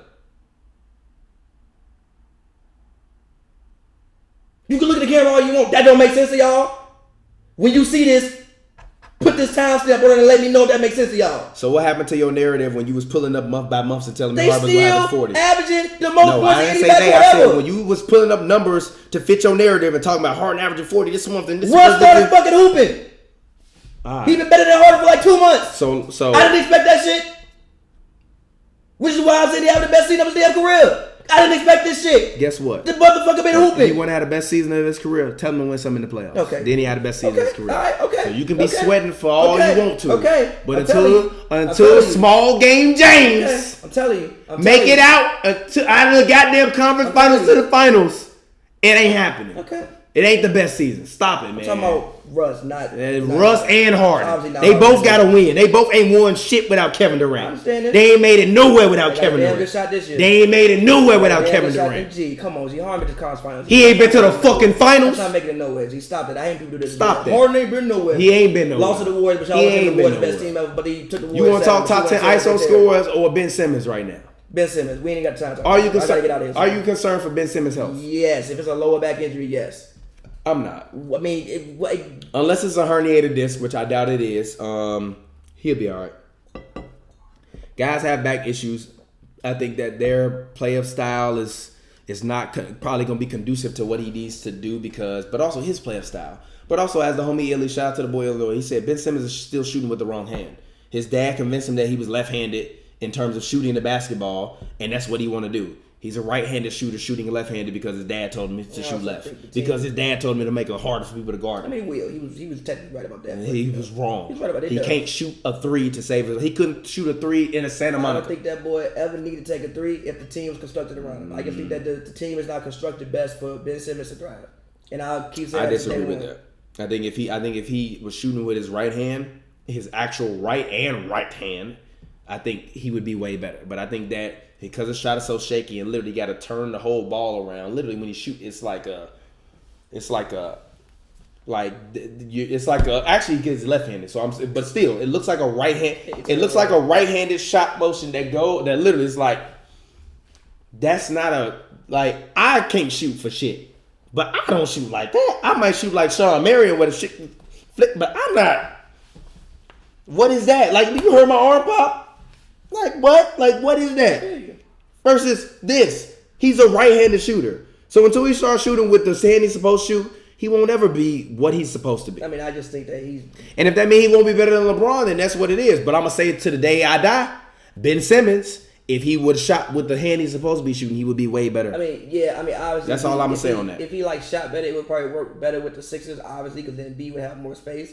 But again, I think if he was on his own team, it would look a lot like when they went on that 18-game win streak his rookie season. 14. 40 was, no, I think it was, wasn't it? I think they had won 14. Whatever, 14-game win streak. Did they? You said it was it 18? It was 14 in a row. I'm telling you, it was 14 in a row. 14 Because one of them games that they was playing was one of the games when Steph Curry got hurt. I mean, not Steph Curry. Kevin Durant got hurt. Before the playoffs, Kevin Durant got hurt. He got injured in a 76ers game. Okay. And then he was out for like 2 weeks or something like that. And then he came back, and then Tell me when he broke his ribs. It might have been a rib. He got hurt in that game. No, that was a T-Wolves game. No, he got hurt versus the 76ers. I don't know. I think that was against the T-Wolves because him and Clay got hurt in the same game. Remember, somebody on the Warriors got injured. Anyway, I think that if the team looked like that, if it was constructed around him, you would just put Ben Simmons out there with 4 shooters and just run all day. But you're not going to do that because of Embiid is built around Embiid. So, yeah. But if it's a lower back issue, yes, I'm concerned for a back because once your back tightens up, that's tough to deal with. And those things affect you long term. Yeah, what year was that actually? That was 2018, I think. Because whenever you search Kevin Durant injury, literally Achilles pops up. Kevin Durant ribs. Oh, it's a left knee. Oh, you talking when he fell into somebody? It was a left knee. See, Kevin Durant is down for the immediate future with a knee injury that is a huge blow that ends the Warriors' floor-to-floor playoff-bound chasing championship goal. This is 2017. Yeah, okay. Yes, it was 2017. I know what I'm... Wasn't that against the Wizards, though, bro? No, I'm fucking looking at it. It's versus the 76ers. It's in the 76ers fucking thing. I know what I'm talking about. Somebody fell into his knee, right? Fell into it. Yeah, it was, but it happened. Somebody fell into his knee. Okay. Yeah. Was it? Yeah, I feel like that was. That was Ben Simmons' rookie year, right? Yeah. Yeah. And that was his rookie year. Yeah. So yeah, that happened. True. I'm just saying, True. It did, but whatever. Anyways, let's go ahead. Let's move on. Let's talk. Do we not respect the Bucks' historic pace at this point? No, nobody respects. Currently, they have clinched. They clinched the playoffs. Yeah, no, fastest in history. 48-8. It's wild. I just don't think people care, and I don't think people are breaking down the walls to watch the Bucks play for whatever reason. It's not about. I don't even care about breaking down the walls, but I mean, I just think that people look at Giannis's game and they don't respect it enough. I've seen Giannis has had, I think, 10 games this season where he's had 30, 15, and 5. Yeah. And when I was looking at the list that they had of players to average 30, 15, and 5, it was like Russ, Oscar Robertson, Wilt Chamberlain, And I think who was the last guy? Was Moses up there? Probably It wasn't Moses. he passed the ball. I can't remember who the graphic was. It was a graphic that was on TV. I can't remember. I know for a fact it was Wilt, it was Russ, it was Giannis, and it was one other person in that list to average 30 points a game, 10 rebounds. I'm sorry, not 15. 30 points a game, 10 rebounds, and 5 assists. But still, he's doing some historic stuff, and I don't think we really care enough. I'm not gonna put it on narratives. I just think that what they do looks easy. But it's not like the Warriors. The Warriors, regardless of what people want to say, like you still tune in every night to watch Steph, Clay, and KD shoot, or Steph and KD. It looks more realistic. You know what I mean? Like it's not just look more realistic. Nah, it's like just it's like people can relate to stuff. Like it's Giannis, Mike Budenholzer. Yes, but also I feel like people can just see themselves and stuff. Like like he's this. Did you see everybody else? And obviously, he's not 7 is small. Ain't like he like Trae Young small. Yeah. But he's still a smaller guy. Giannis is huge and dunking on everybody. It's like that. And I just want to say, F that major network for stealing my fucking name. He's the freak of the East. I coined it. I called him that first. Giannis, I'm going to forever ride with you, and you forever the freak of the East. I invented that shit first. So fuck them for stealing Yes, it. I think people are sleeping on the Bucks. And we know. They hit us up and they tell us y'all doing it. So I know y'all doing it. Because it ain't just me. I think people are sleeping on the Bucks, obviously. It's crazy that a lot of people still don't have them in like their like how many people would pick the Bucks to win the championship right now? If you like poll random people. I'm picking them. No, I'm saying that like we watch basketball. Like watch basketball. If you poll random people, I think you would get about. You talking about random people that know who's the best team in the NBA, or you talking about random people that don't know nothing about the NBA? Both. I think you would get about 2 teams before you get to the Bucks. You get in the Bucks. You get in the Bucks. They're gonna say Bucks first and then Lakers. Bucks first, Lakers, Clippers. Or Bucks first, Clippers, Lakers. I don't think anybody that's watched basketball this season thinks that any team is better than the Bucks. Literally, the only question is, can Giannis get it done? That's it. What question do you have other than can Giannis get it done? And can Middleton average 20 plus in the playoffs for the playoffs? He's gonna average 20. He got to average 23. He don't have to average 20. He does. No. And also, Chris Middleton is having a historic season. He is 54-90 season. Yeah. Which I didn't even know about until averaging more than 20. Yeah, which I didn't even know about until because there have been guys like Steve Nash and Jose Juan Calderon that have gotten to near that mark or to that mark, but they've never averaged 20. So I didn't even know he was just like 4 guys that have done it. I had no idea. Steph Curry, who did it? Steph Curry, Kevin Durant, Larry Bird, and he's one of them. But I had no idea until 2 days ago he was at 54-90 season. But I mean, I don't think they're gonna win 70 games. I think they're probably gonna win like 68, which is still wild as hell to win 68 games. I've said Giannis should win unanimous MVP. He probably won't. He should. Technically tonight, they playing. I don't know who they're playing right now, but they beat the hell. Oh yeah, they beat the hell out of Washington. I mean, their schedule I think the only real big test that they have coming up for the Bucks are the game on Tuesday versus the Raptors, and then the game next Monday versus the Heat.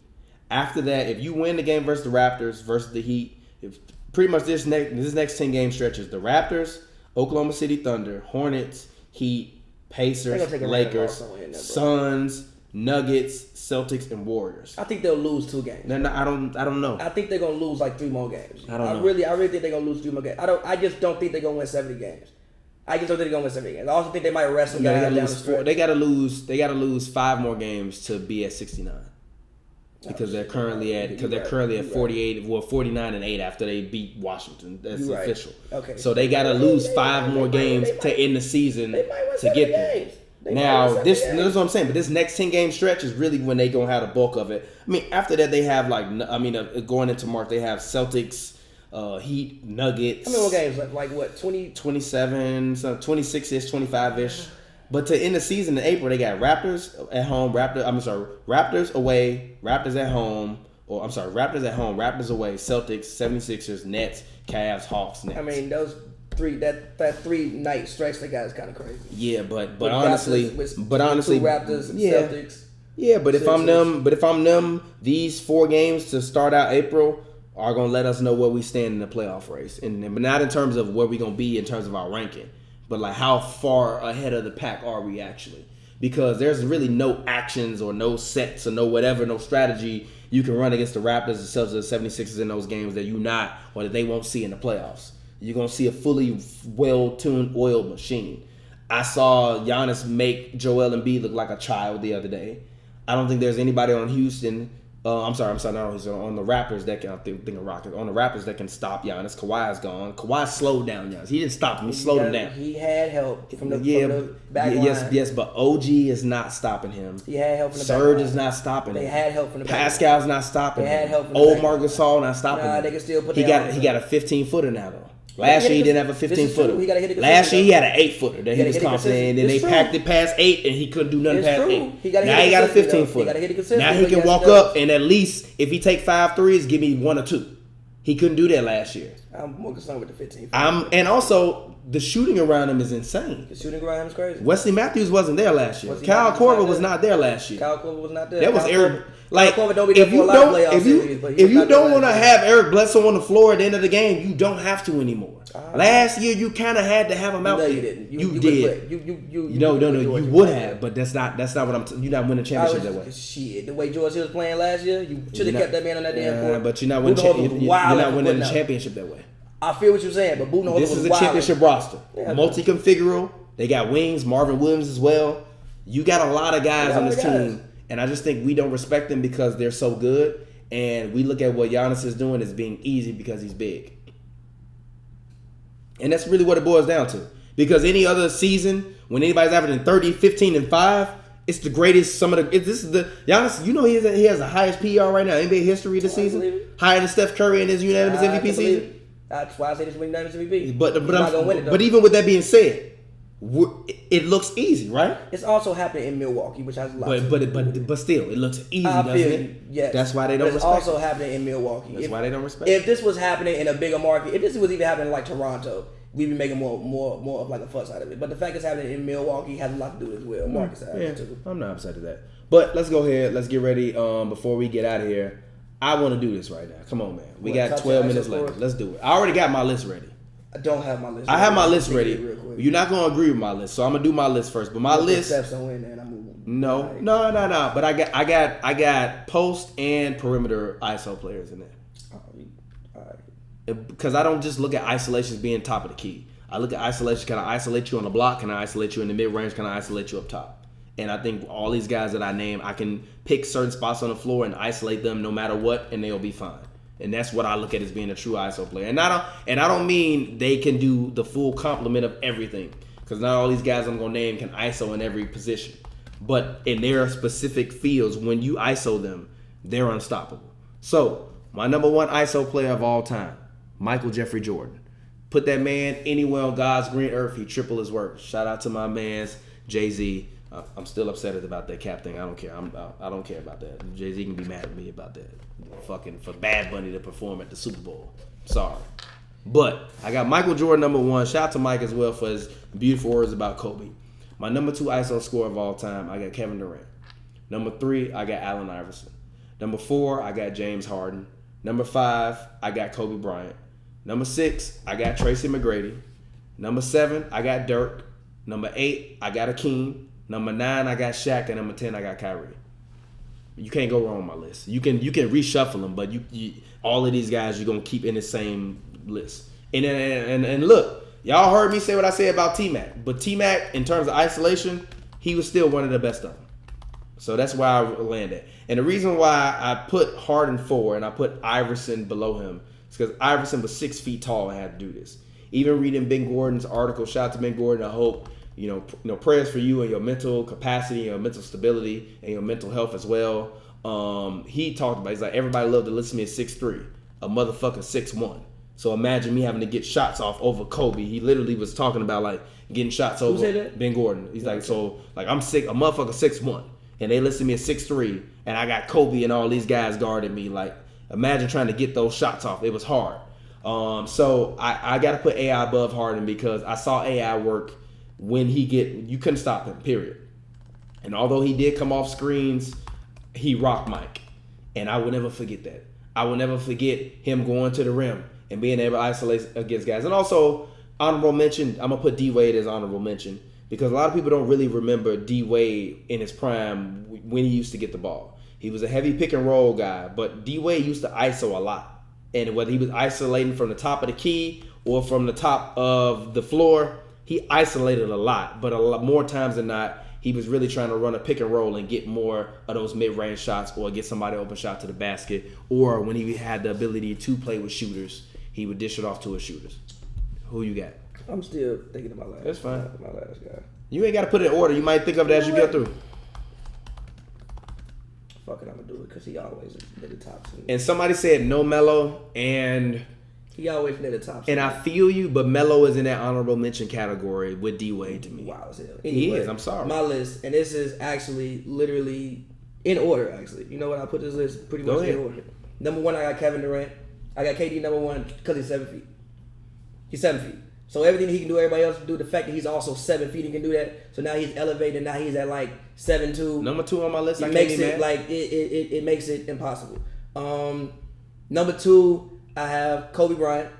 I have Kobe Bryant. Mike? Here's why. I'm not mad. He's less athletic than Mike. R.I.P. He's less athletic than Mike. And I remember, shout out Coach Slappy. It's a guy named Slappy. We met and talked been up to my cousins. He said Mike is a better. He coached both of them, Coach Kobe and Mike. He said Mike is a better scorer, but Kobe is a better shooter. I think the fact that Kobe is less athletic than Mike. Like if you look at a lot of Mike's ISO plays, it's just me jumping up in the air and like I can jump 40 feet off the ground. You can't stay in the air that long. Kobe didn't have that level of athleticism, so we had to use like more tricks and stuff to get these shots off. Like you remember the game when against Ray Allen when they was in Boston. Like he got completely stopped, and it's like he did a move, got his footwork, got his balance, fell back and shot it. Yeah. So I'm putting Kobe because I think Kobe might have been more technically sound because he had to beat him Mike. Number 3, I got Michael Jordan. Because it's Michael Jordan. Like I said, the fact that he does have the vertical that he has makes him crazy to guard because obviously I'm gonna get the ball, I'm gonna make a move, I'm gonna fade away, but I'm gonna stay in the air so long. Yeah. Because I'm more athletic than you. Like a lot of Mike's shots were on the way down. Like if you look at him, he's jumping in the air. I just hung in the air and just like shot it on my way down because I'm just way more athletic than you. Number 4, I got Carmelo Anthony, man. I'm sorry. I think that's a guy that can. I would have Melo 12 on my list. I got Melo at 4, man. Melo can get you a bucket pretty much anywhere. Can still get you a bucket pretty much anywhere, and is still making money off that high post moves he got. And he's tough. He's physical. He's a good shooter. I think he actually might shoot the ball the best now than he ever has. Actually, though, so I think his shot. When your ability goes down, the skill goes up. It's actually better now than what it was back then. But still, Melo can get you a bucket from anywhere. So I'm going Melo. Number 5, I'm going Kyrie Irving. I think he has the best handles in NBA history. You got him over. Yes. 5, I'm going Kyrie Irving. I think he has the best handles in NBA history. I think that he's one of the best guard posters in NBA history as well. I think that he has every single move in the book. His footwork is crazy. His footwork is incredible. Now I think that he may be like at the end of his prime, personally, in my own opinion. But I remember watching Kyrie every night when they would throw that man the ball, walk clean away from that man, and he would figure some shit out. And it's like you played great defense, but whatever he did, he just did. After him, I got Allen Iverson. He came off a lot of screens, but still, like you said, you couldn't guard that man one-on-one, bro. Like you couldn't. Nobody couldn't guard him. Nobody could guard him one-on-one. After him, I have James Harden. The reason I don't have him higher is because Harden uses a lot of screens. Like he gets the matchup that he wants. You talking about these guys? They like, oh, you bringing him on me? Oh, all right, cool. Move out the way. Bink, bink, bink, bink. I'm gonna do something to you. Harden be out there using screens. Like so we think he the weakest defender, so we're gonna try to get the screen, get the switch, and get the weakest defender. Nah, Mike was like, oh, okay, you got a Mike stopper, 40. You got a Kobe stopper, 40. Don't matter who you put on me. Same with KD. Oh, PJ the guy for me? Okay, cool, 40. So I got Harden a little bit lower. After that, I got Dirk. I got to put Dirk here because his move is iconic. I'm glad you put Dirk in. The one-legged step back. What you have him at 7?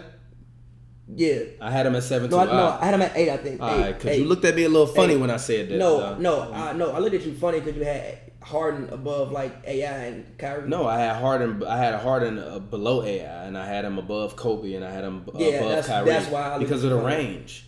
If the range, none of those guys can shoot the way he can. Though. I'm straight. Other than KD. I'm straight. Go ahead. And I also don't think Harden's that great of a shooter. I think he's a good shooter. Which is also why I don't know why people be flying out. From 30? Come on, man. Which is also why I don't know why people be flying out at the man. Because I don't think he's I think he's a He's good the best shooter. contested three-point shooter on this list. Kobe is up there too. Kobe used to hit some wild shit, bro. You know what? Kobe used to hit some wild shit, bro. Yeah, but bro, like Harden does it. But Harden does it. Harden is systematic with it, though. I feel what you're saying, but again, this is why I have. It's not that he's not a tough. But look, he's not a better tough shot maker. But look, this is why threes. I have every Harden, shot he take is but this is off why, balance, but again, going this, the opposite direction. This is why I have Harden the way he is though, because he getting the matchup he won't. Kobe was literally going out there and say, "Oh, okay, moving passing is the Kobe stopper 40. I don't need no screen 40." Harden is like, all right, we're gonna get the matchup. He also was playing in a triangle though, so that's floors. I'm just saying that Kobe. That make it more difficult. Kobe always played with the benefit of great floor spacing. Of course. If you know anything about the triangle, it's meant for great floor spacing for 3 guys. Of course. So he always still had great floor spacing, and his footwork is up there. But go ahead. Okay, so I got Dirk. The move is iconic. I mean, everybody doing a one-legged step back if they can do it. Everybody doing it. So Dirk, you can't argue with that. Also, is 7 feet, can pull up from everywhere. He had a 50. He was the one that had that 54 season too. Dirk. Oh yeah, Dirk was up there. Yeah. Plus averaging over 20 points. 9, I got T-Mac. Because even when you hear Kobe talking about it, he's like, yo, like he's one guy I couldn't guard. This guy, he's 6'8". He was basically said he could do him type of things, but was also 2 inches taller. T-Mac was also going out there giving you 33 a night. And number 10. Even though I do not at all think this man's a great scorer, when you look every year it comes to isolation, LeBron is always at tops of isolation scoring. So I'm going to put LeBron number 10. I'm going to put Bron number 10. Even though I do not think he's a technically sound, like I think it's a different level. LeBron James, the top 10 isolation scorer of all time. Bro, if you look at... LeBron James better ISO scorer than Shaq. He's better ISO scorer than Hakeem G. Listen, bro. Listen, bro. They not shooting the ball, G. I feel what you're saying. Put them in isolation. I feel what you're saying, but they not shooting the ball. And again, if you look at it, I'm sorry, if you look at the stats, every year, LeBron is always near the top in isolation points. It's a fact. LeBron is always near the top in isolation points. No matter what I think about it, no matter what, he's always near the top in isolation points. Talk ISO players. Come on. He's always, what you mean? He's always near the top in isolation points. I hate this new version of you. This new fucking, I watch too much basketball, so now I gotta be analytical. Shut the fuck up. Shut the fuck up. He is. Shut the fuck up. He is. Like they said, hashtag bring back our girl. Bring back our Pavy.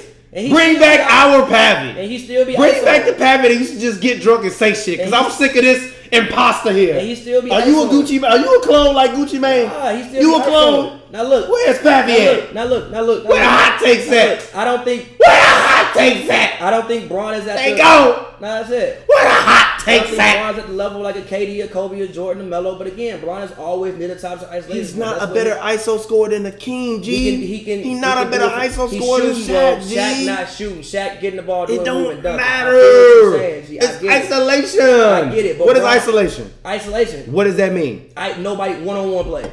But Bron going one-on-one from everywhere on the court. See, Bron going one-on-one. G, you ain't even have Will up there. G, Will up better than LeBron. G, he averaged 50. G. Okay, bro. Will, whatever. G. Like, I don't even know what the fuck plays they was even running. It don't matter. He's 7 feet with a 40-inch vertical. Give him the ball. Will, score that shit. Like they call LeBron James ISOs from the post. You know what play they call for Will? Get him ball. Throw him the ball. Yes, that's how the ISO. Who said that? Was that Phil? He said, "Get Michael the ball, get the fuck out the way."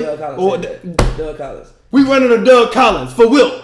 Give him the ball and get the fuck out the way. What? I'm putting Bron on it again. Bron ISO. Bron ISOs from all 3 levels. He does. I'm sorry. So LeBron, you made number 10 on my list. Despite what I say about you being a scorer, I do not think you are a tier 1 scorer. But the facts don't lie. So there it is. I don't think you a tier 1 scorer, but you put this man top 10 in ISO all time. He ain't goddamn Kobe Bryant, but he on the list. He not a top 10 ISO scorer of all time, He is, bro. G. He is, bro. Jamal Crawford a better ISO scorer than LeBron. No, Jamal Crawford not going out there averaging the numbers. Ben Gordon a better ISO scorer than LeBron. You wild as hell, bro. ISO? You wild as hell. ISO? No, he not, G. What? No, he not, G. No, he's not, G. No, he is not. Most of LeBron's points come in isolation. He not coming around screens. Man, when the fuck you see Bron Jamal Crawford is a better ISO scorer than LeBron. No, he not. Yes, he is. No, he not. ISO? No, he not. ISO. No, he not. Seriously, give him the ball and get the fuck out the way. No, G. Who you gonna get the ball to? Kawhi a better ISO scorer than LeBron. That's debatable. PG a better ISO scorer than LeBron. He ain't done it as long. Ah! Bron main play is ISO. He don't do nothing that his main play ISO. He don't come around screens. None of that shit. His main play ISO. Kawhi, I'm not mad at. I just want to see more years of it. Kawhi done had his ISO motion shit for like 3-4 years. When Tim Duncan retired, Kawhi came back with some new shit. But Bron on year 18, 17. LeBron a better ISO scorer than Kawhi Leonard. I mean, at this moment in time, no. Ever. At this moment in time, no. But no. Ever. No. G. Kawhi Leonard last year is a better ISO scorer than LeBron James ever dreamed of being. G. Cyborg Bron in Miami. G. Also Cleveland. Last year in Cleveland, bro. Bron he don't run around screens. He don't run around screens. That's what the fuck he don't run around screens. He ISO this way he do. He's literally near the tops of ISO points every year. If I look right now, I promise you, Bron near the tops of ISO points. I promise you. If I look right now, he near the top every year. I gotta put him on the list. You literally told me Bron is not a scorer. Not like these guys know he can score. How is he a top 10 ISO scorer? Cause he on the list. He literally is near the tops in isolation points every single year. They don't call no other plays besides ISO. He don't come around screens. And everybody said Joe Johnson too. He not better than ISO Joe. Joe Johnson not going to give you 28 points. He's stopping at 20. Is he not stopping at 20?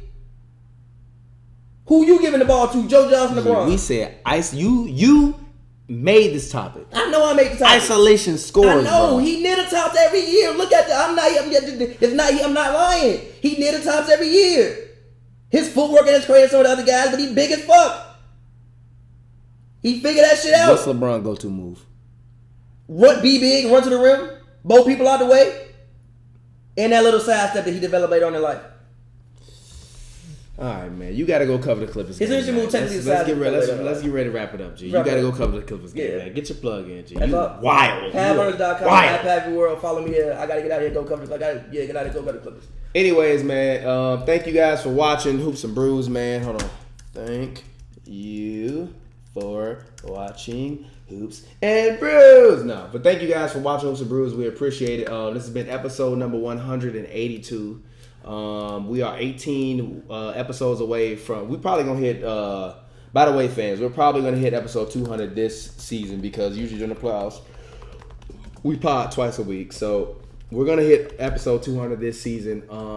Start sending us questions for episode 200. For episode 200, we only taking questions surrounding the last decade of basketball. So for episode 200, go ahead. Send us an ad. Say, yo, this is a question. Hashtag it HNB200 or Hoops and Brews 200 and add us on Twitter. And if your question is good enough, we will use it on episode 200 whenever that comes over the next 12 weeks because it's definitely happening. We're less than 60 days away from the playoffs now. It's been Hoops and Brews, man. It's your boy TPJ. I'm a little bit slizzer. I won't lie. I might be done with hard alcohol for real, cause I used to always be looking, why is Drake drinking rosé with ice in it? That's my only issue. Really, is the ice. Yeah, it's not the rosé. It's really the ice. Why are you watering down rosé? It's already water. But I rock with the rosé. It's been Hoops and Brews, episode number 182. As always, follow us on Instagram, SoundCloud, Apple Music, iTunes, iHeartMedia, Stitcher. We are available on Spotify as well. Search Hoops and Brews. That's Hoops and Brews, or Hoops, the letter N, the word brews, like basketball and beer, Hoops and Brews. Make sure you check us out, HNBsports.com, hoopsandbrews.com. Check out HNBmedia.com. Make sure you check out the latest coverage of the Clippers. We cover them every home game. We will be covering them tonight versus the Memphis Grizzlies. So make sure you check out that coverage. All you fans that are mad at Kawhi and Doc Rivers, relax. It's just the regular season. It's not the end of the world. And as always, if you're under 21 or under 18, you better not be fucking drinking. Don't do it. It's wrong. If you're over the age of 18 in Canada or 21 in America, don't drink and drive. Don't do it. It's wrong. You can kill somebody. And as always, make sure that you subscribe to us right now on YouTube. Big special shout out to Dash Radio, as always, for hosting this show, for giving us a platform to be able to talk to the entire world. As always, this show co-stars rapper extraordinaire Pavy. Get your plug in. At Pavy World, Pavy. It's the same outro every time. We're not changing because you got to go to the game. You care about pregame? Yeah. No, you don't. I do Stop like pregame. You don't care about pregame. I like being at pregame. You missed Doc press conference already. Okay. So stop. I want to see Ja warm up. I feel you. Ja don't warm up really. Oh, that's unfortunate. He really doesn't. I'm not even lying. I believe he really don't warm up. He really kind of just sit on a scores table. He might shoot for like a minute. He should probably start. No. He literally sits for like a minute. He does warm ups in a layup line. And that's when he does his dunk. So by the time you get there, he'll be getting ready to warm up in the layup line. He don't really like do shoot around. Ja, you should probably start doing shoot arounds, Ja. I'm just saying. Now they might have been playing a back to back, so that might have been why. But I didn't see him. He was early as shit that day too. I saw everybody else warm up. He didn't warm up. He sat on the scores table and was talking to people. Good point. I didn't see him warm up. I saw him during the layup line do dunks, but he don't warm up. But anyways, we'll get up with y'all next time. Peace out. Special shout out to all y'all. R.I.P. Kobe, Gianna, and all the other victims. We appreciate it. It's been Hoops and Brews. We out.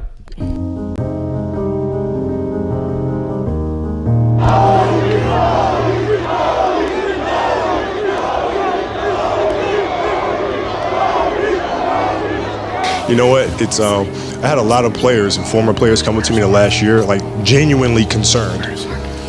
Like, are you going to be okay? Like, yeah, I think I'm gonna be all right. And he says, listen, it's gonna be progressive, right? The first week, it's gonna be a serious state of depression. The second week, you're gonna be angry. The third week, you're gonna start coming around. You're gonna have a level of acceptance. I'm like, what the fuck? No, I'm good. Like, I'm good. And I think the most important thing is finding what it is that you love to do. That's the hardest part. And it took work. Like, basketball was born to play. For the second phase, what we're doing, it took a lot of work, a lot of soul searching, a lot of investigating and trying things out. But when you find what it is that you love to do, then you wake up every morning with a sense of purpose. So my life has been great. I mean, I fell into a great routine. I work out 5 o'clock every morning, take the kids to school, get some breakfast with my wife, go to the office, work there, pick the kids up, and then from there it's just, volleyball here, basketball here, soccer there, you know what I mean? And that's my routine. The appreciation comes in moments, it comes in increments, like you go through a moment in time and you realize that you're going way too fast, and you really get a chance to appreciate everything that's happening. So you take a beat and you appreciate it, but the reality is you can't stay there, you know what I mean? Because then you can't ever grow and evolve, right? So there's moments of appreciation, and then you have to move on and focus with your head down on what comes next.